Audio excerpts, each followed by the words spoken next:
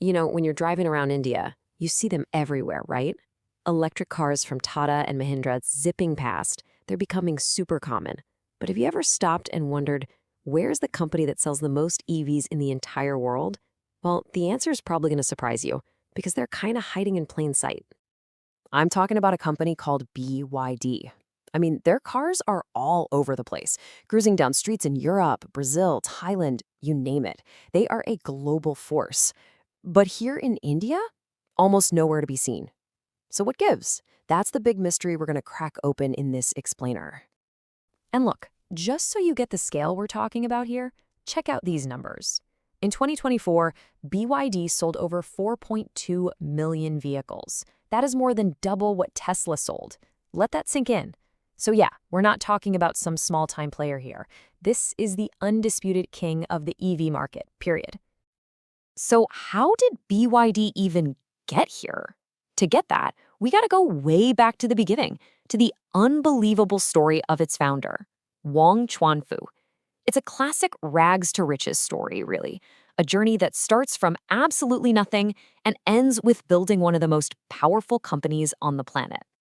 So, Wang Chuanfu was born in 1966 and tragically was orphaned by the time he was a teenager. Things were tough, really tough. He had basically nothing, but his older brother made sure he stayed in school. He'd work in the fields after class, but any free moment he had, he was reading about electronics. And that passion, that obsession, it led him straight into deep research on battery technology. And that, right there, became the foundation for everything that was about to happen. So while he's deep in this research, Wang has this light bulb moment. See, back then, the battery market was totally dominated by these Japanese giants. Think Sony, Panasonic, and their stuff was expensive. His strategy? It wasn't some complex business plan, it was just brilliantly simple. We're going to make a battery that's just as good, but way, way cheaper. So in 1995, he scrapes together some borrowed money, gets a team of 20 people, and starts BYD. And yep, it stands for Build Your Dreams. Now get this, they had no fancy machines, no robots, none of that. Wang's big bet was that a super well-trained, efficient team of people could actually do the job better and cheaper than machines. Kind of crazy, right? Well, he was right. Just 3 years later, they're making batteries for giants like Nokia and Motorola, taking on the Japanese head-to-head. But here's the thing about Wang Chuanfu. Even with all this success, he wasn't satisfied. Not even close. He wanted to build something that would literally change the world. And that's when he got an idea that honestly sounded completely insane to just about everyone else. I mean, people literally told him he was crazy. Making cars is way harder than making batteries. But his logic was just so simple. He basically said, hey, the most expensive part of an EV is the battery, right? And we're the best at that. We can figure out how to build the rest of the car.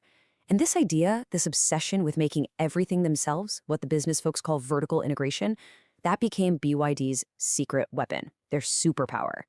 So, true to his word, in 2003, BYD goes out and buys this failing car company.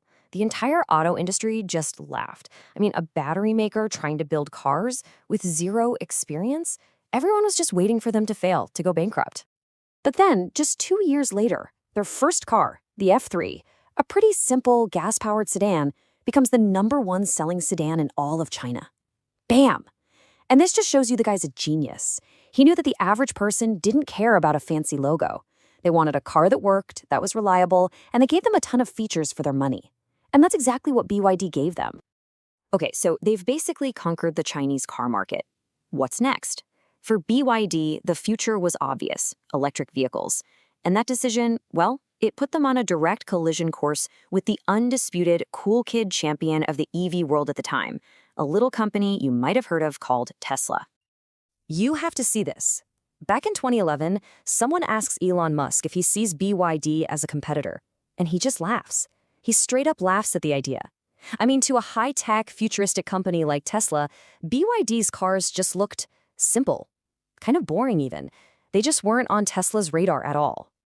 And Wang Chuanfu's response? It was perfect. So quiet, so confident.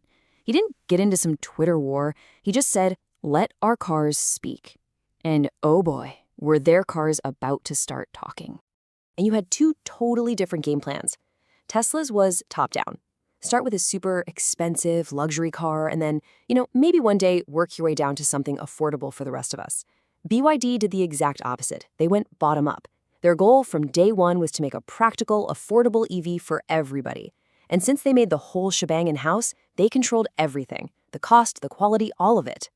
And you know who noticed this brilliant strategy? Only one of the greatest investors of all time, Warren Buffett. He dropped $230 million on BYD way back in 2008, long before most people even knew their name. He said Wang was like a mix of Thomas Edison, the inventor, and Jack Welch, the CEO.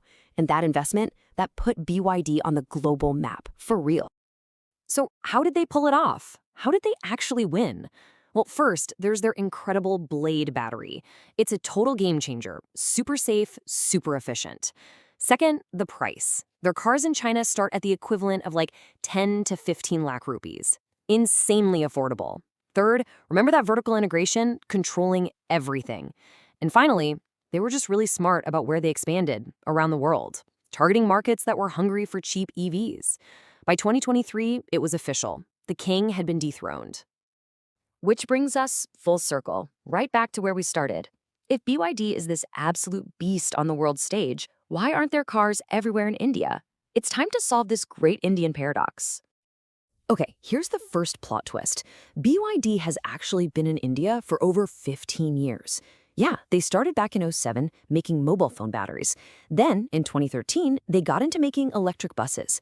And get this, thousands of e-buses you see in cities like Delhi, Mumbai, Hyderabad, they're secretly running on BYD tech right now. They only just launched their first passenger car here in 2021. So if they're already here, what's the holdup? Well, the answer is one single massive number, a 110% import tax. That's right. When a fully built car comes into India from another country, the government basically slaps a tax on it that more than doubles the price. And just look at what that tax does to the math. It completely flips the script. A BYD car that sells for around 20 lakh rupees in China, by the time it lands in an Indian showroom, it costs between 45 and 50 lakh rupees. It's insane. And at that price, why wouldn't you just buy a Tata Nexon EV for less than half the price? It's a no-brainer. That tax takes a perfectly affordable car and shoves it into the luxury category where it just can't compete. So you've got to ask, why the crazy high tax? Well, the government's goal is to protect our homegrown companies, to give our local EV industry a fighting chance. The thinking is, if BYD set up shop here and sold their cars at the real low prices, they might just crush our local heroes like Tata and Mahindra. But wait, there's one last twist to this story, and it's a good one. This isn't just local versus foreign. It's way more complicated. Turns out, Mahindra's brand new electric SUVs, they're actually powered by BYD's famous Blade battery. It's this weird thing called co-opetition. They're competing for customers, but behind the scenes, the Indian hero is actually using the global champion's best technology. Wild, right? And make no mistake, BYD is the champion. Just look at the revenue for 2024. They've blown past Tesla, not just in the number of cars they sell, but in the total amount of money they're making, too. I mean, from an orphan with a dream about batteries to the undisputed king of EVs, the story is just incredible. So, all of this leaves us with a really big, really important question for the future. If India really wants to win the global EV race, what's the right move? Do we keep protecting our local heroes, or do we swing the doors wide open and let the world's best come in and compete? The answer to that question is going to decide what the future of driving in India looks like.